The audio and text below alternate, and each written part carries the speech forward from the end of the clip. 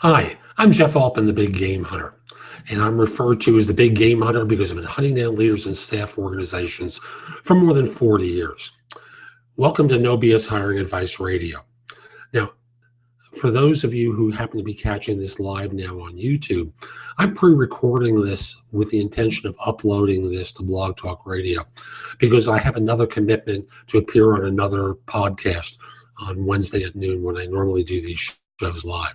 So I'm hoping the technology works where I can download this as an MP4, convert it to an MP3, and transfer this over to Blog Talk Radio for a show on Wednesday at noon. Now, the No BS Hiring Advice Radio is brought to you by Audible.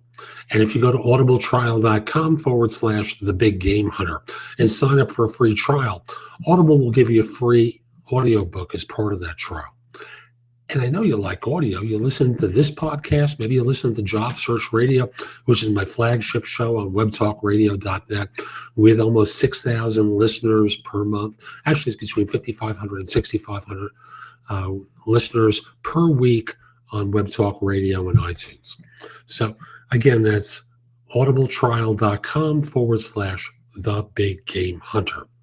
Now, I received a message from a client of mine who asked a question, which I thought was wonderful. And it was basically, do you have anything about the pace of hiring? Now, we didn't really get into a lot of detail, but I'm going to try and surmise what she meant by it. And that is it better to go quicker or slower? Is it better to be thorough or less thorough? I don't have the opposite term. And I don't think there's any easy answer. But I will say most hiring managers I come into contact with have what I can only describe as bright, shiny object syndrome. They meet a good person, and then they start to worry, is there another one who's even better out there? So they want to keep interviewing, and they find someone else, and then they say, hey, what about that one over there? Or isn't there another one I could see? And they start bouncing around from person to person, not really knowing what they're looking for, confused by what the right choice is. And the result of that winds up being that folks, you start to see way too many people than you need to. You lose some of your better candidates because you're not staying in touch. And they're falling out of love because you're not courting them. Now, I use the example of falling out of love. If you went on a date with someone on Saturday night and you took 3 weeks to get back to them about another date, do you think the same way about you as they did at the time of the first date? Of course not. And it's no different with job hunters. Well, I want them to make an objective decision. Now, I think that's being foolish because you're not making an objective decision any more than they are. You're making a partially gut level decision where what's happening is you're getting to the point where you say to yourself, okay, I got to make a choice. I can't keep doing this any longer. Okay, that one's pretty good. Let's go with that. And you're really not discerning differences except in your memory, which often is, from what I find with clients, is faulty. And I say that because, I've gone back with clients after they've made decisions to hire and asked them, what was it about that person that you really preferred to this person? And the answer I get is often very fuzzy. Now, they could be lying to me, certainly, but I don't think so, judging by the tone of voice. I think what's happened is they've just had enough of interviewing and they've decided it's time to go pick someone, and that's that. So part of the problem with the pace is you're losing the emotional reason why people want to join your firm because you're allowing time to dissipate the good feelings. And then you bring them back and you have them talk to 4 different people, some of whom are more or less competent to assess than others. And I say that because often, and I've had this happen many times, the people who are on the next level assessment team are staff individuals who have their own agenda, and they're fearful of hiring someone who might be a peer or a manager, and no one's given them any direction about the criteria to evaluate them for. Go figure out if there's someone I should consider. Is as far as it goes. So they interview as they think someone should interview.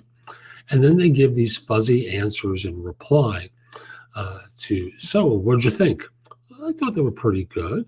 And there were one or two things they could have been better about. And then there's the expectation that this director is going to be able to code as well as they are, who's doing programming all day long, and being a coder isn't part of the job. Or we think this person might be a threat to us, so we're just going to say no to them no matter what, because they're way too competent and they might actually make us work. So I'll simply say that the pace of hiring has to be progressive throughout. And, it can't delay and just do one round, then a second round, then a third round, on to the 19th round. Try and move things along more quickly. And if you have reason to reject someone, don't hold on to them. Don't simply say, we want to think about it, we're going to finish this round. Well, what is it you expect this other person who's walking in the door to be knowledgeable about differently than this individual? Get clear about that. You see, what often happens is interviewing becomes an exercise in how bias in the process and bias about individuals infects hiring. So those who don't necessarily speak perfectly are considered less than those who do, even though their skills may be superior. But there's the concern that they may not fit in. Ooh. And what makes you think they can't fit in?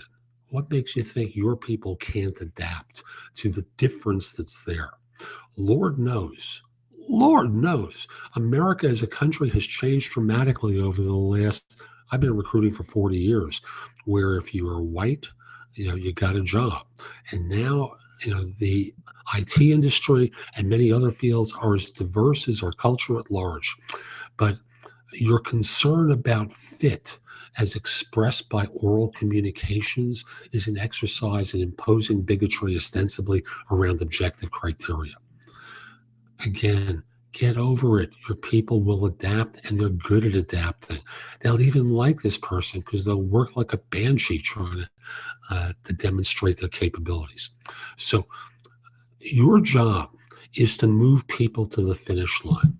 And when you get the first person there, if you want to wait for the second, get clear about what that person or those next two people need to do in order to defeat the first person, and how much time you're going to give this process.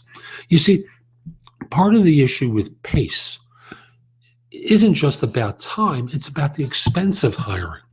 And the more time that you as a director or as a senior recruiter with an organization allow your managers to slow down the process, the more of their time is being wasted. And that's expensive.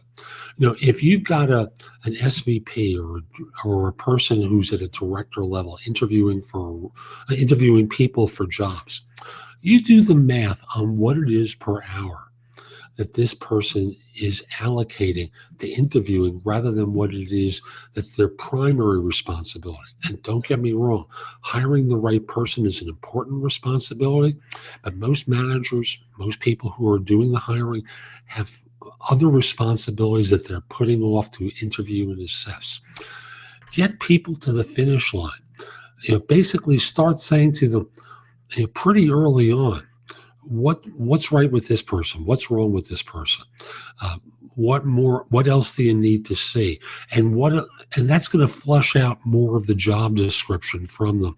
So this way, other individuals that you submit are going to be closer to target. Again, you want to get these jobs filled, and I don't care what the level is, 6 to 8 weeks tops. And I'm seeing positions open for a quarter of a year and more. It's insane. These are very competitive markets. And if you're in a large city, you're competing with many other firms for this talent. If you're in a small town, Well, you may not think you have a lot of competition, but you have one basic piece of competition that you can't account for, and that is their current firm. Their current firm doing more things to woo them to stay on board. That out of the way promotion or salary increase that takes that individual out of your price range way too soon because you were delaying and delaying and delaying. There's a hire that I was involved with.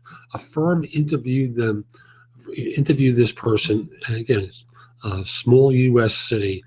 The first time they interviewed him, it took 6 months, and they eventually didn't come back with feedback. That's where I picked up on him, and I represented him, as it turned out, to the same firm. And he told me this was the same firm he interviewed with previously. And it took another 6 months before they came back and said, we're going to make them an offer. And a few hours later, changed their mind. Bizarre. Now, what had happened in a few hours to change their mind isn't the point of the story. What the point of the story is, a position was open for a year because a firm foolishly constructed a specification that obviously they didn't need to have filled and shouldn't be filled. Because if they lived with it for a year, they don't need to have this job filled. It's going on to, it first opened up in 2014. Now we're in 2015. It's still open? Forget it. Put this job aside and stop wasting your time interviewing people. It's a joke.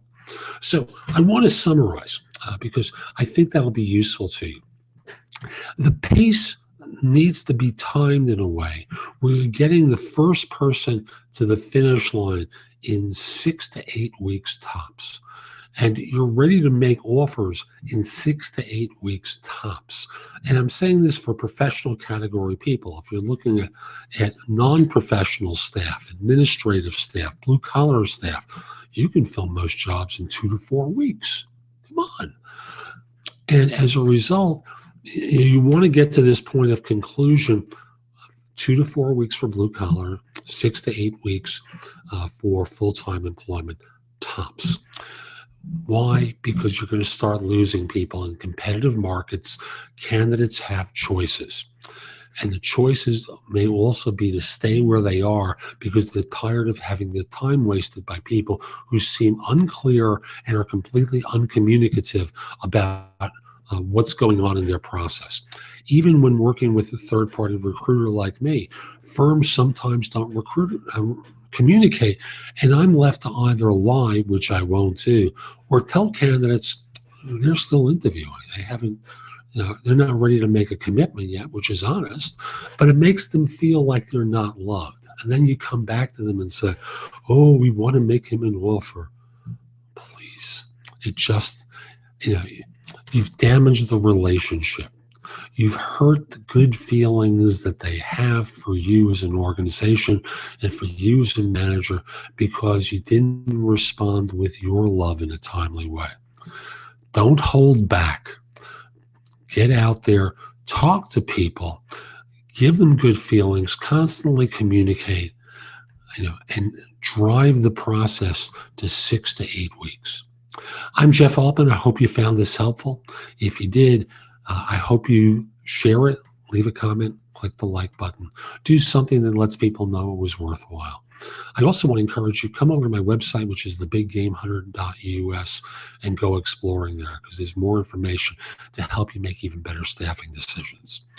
And this is, for me, the most important part of this, if you like this video and you think I can help you, I'd love to help you with staffing positions. I don't do work in blue-collar areas.